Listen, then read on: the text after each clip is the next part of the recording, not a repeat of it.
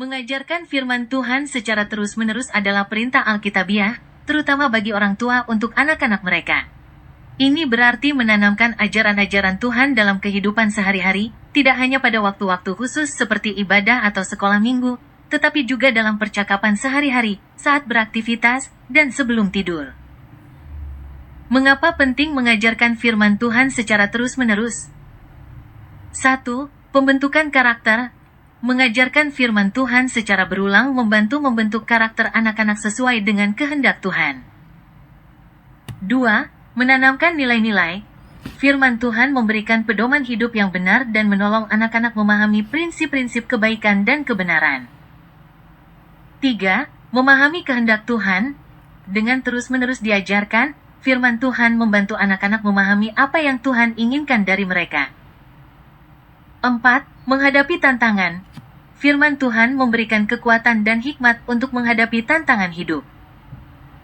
Dan 5. Hubungan yang erat dengan Tuhan. Mengajarkan firman Tuhan membantu anak-anak membangun hubungan yang erat dan pribadi dengan Tuhan. Bagaimana caranya? 1. Menjadi teladan. Orang tua perlu menunjukkan contoh hidup yang sesuai dengan ajaran firman Tuhan. 2. Pembicaraan sehari-hari. Gunakan bahasa yang mudah dimengerti anak-anak dan kaitkan firman Tuhan dengan kehidupan sehari-hari. 3. Membaca Alkitab bersama. Luangkan waktu untuk membaca dan merenungkan firman Tuhan bersama keluarga. 4. Doa bersama. Berdoa bersama anak-anak, baik di pagi hari, malam hari, atau saat menghadapi masalah. 5. Menjadikan firman Tuhan sebagai bagian dari rutinitas. Ajarkan firman Tuhan saat duduk di rumah, saat bepergian, saat berbaring, dan saat bangun tidur. 6. Ciptakan suasana yang menyenangkan. Buat suasana belajar firman Tuhan menjadi menyenangkan dan tidak membosankan. Dan 7. Jangan pernah menyerah. Teruslah mengajar dan membimbing anak-anak, meskipun mungkin hasilnya tidak terlihat langsung. Dengan mengajarkan firman Tuhan secara terus-menerus, orang tua berperan penting dalam membentuk generasi yang takut akan Tuhan dan hidup sesuai dengan kehendak-Nya. Saya akan memberikan pemahaman saya dari kitab yang saya ambil, yaitu kitab Yeremia 17 ayat 5-6. Beginilah bunyinya. Beginilah firman Tuhan. Terkutuklah orang yang mengandalkan manusia, yang mengandalkan kekuatannya sendiri dan yang hatinya menjauh daripada Tuhan. Ia akan seperti semak bulus di padang belantara. Ia tidak akan mengalami datangnya keadaan baik. Akan tinggal di taman angus, di padang gurun, di negeri padang asing yang tidak berpenduduk. Dari firman ini mengajarkan kita untuk tidak mempercayai manusia ataupun mengandalkan manusia. Sesama teman kita juga bisa menusuk kita dari belakang, ataupun juga bisa menceritakan keburukan kita kepada teman-teman yang lain. Oleh sebab itu kita harus selalu berwaspada terhadap dan tidak boleh mengandalkan manusia. Dan yang kedua ada mengandalkan kekuatan. Kita tidak boleh mengandalkan kekuatan kita sendiri ataupun merasa kita hebat. Itu tidak boleh. Karena itu hal yang pantang di ajaran Tuhan. Dari dua perilaku ini dapat juga menjauhkan kita dari Tuhan, dari Tuhan Allah kita. Oleh sebab itu kita harus selalu berwaspada dan selalu berhati-hati kepada diri kita ataupun menintrospeksi diri kita. Sekian dari firman yang saya sampaikan. Mohon maaf bila ada kata yang salah. Terima kasih. Shalom. Di mana saya akan mendefinisikan dua ayat. Yang pertama adalah Mazmur 133 ayat 1-3.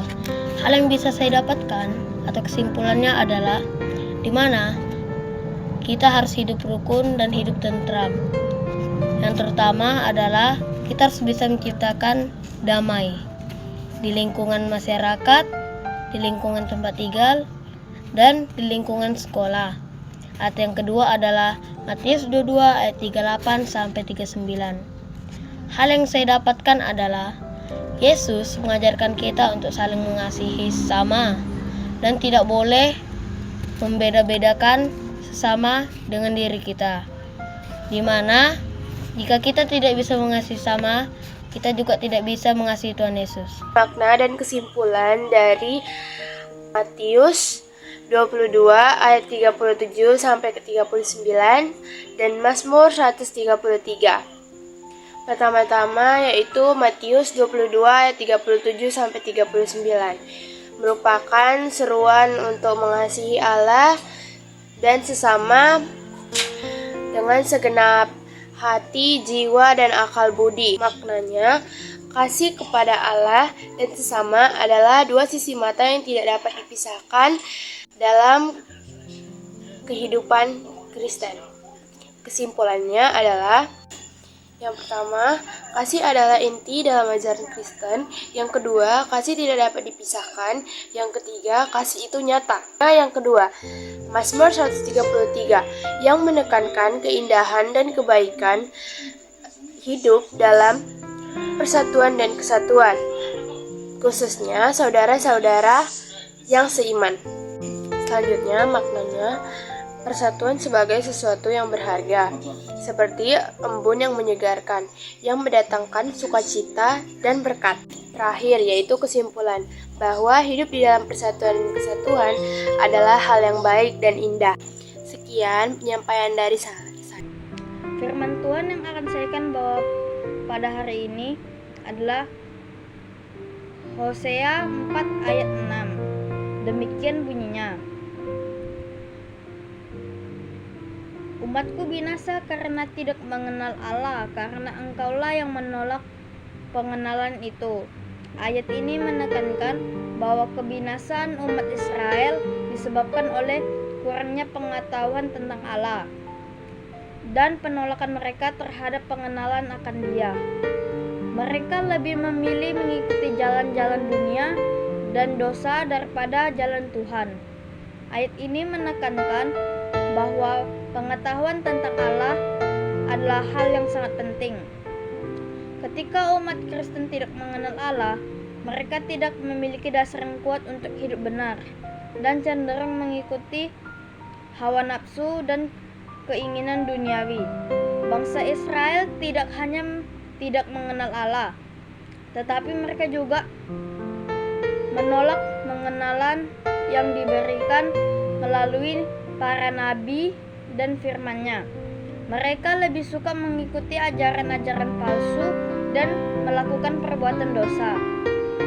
Akibat dari penolakan ini adalah kebinasaan Allah tidak dapat memberkati umat yang menolaknya. Mereka kehilangan hubungan yang benar dengan Tuhan dan mengalami hukuman atas dosa-dosa mereka. Ayat ini juga mengajarkan bahwa pengenalan akan Allah adalah kunci untuk hidup yang benar. Ketika kita mengenal Allah, kita dapat memahami kehendak-Nya, mengikuti jalan-Nya, dan menerima berkat-berkat-Nya. Ayat ini tetap relevan hingga saat ini. Umat Kristen perlu memiliki pengetahuan yang benar tentang Allah melalui firman-Nya. Kita harus menghindari penolakan terhadap kenakan Allah, hidup sesuai dengan kehendak-Nya. Hosea 4 ayat 6 mengingatkan kita bahwa pengetahuan tentang Allah adalah hal yang sangat penting. Tanpa pengenalan Allah, kita akan binasa. Oleh karena itu, marilah kita terus berusaha mengenal Allah lebih dalam melalui firman-Nya dan hidup sesuai dengan kehendak-Nya. Sekian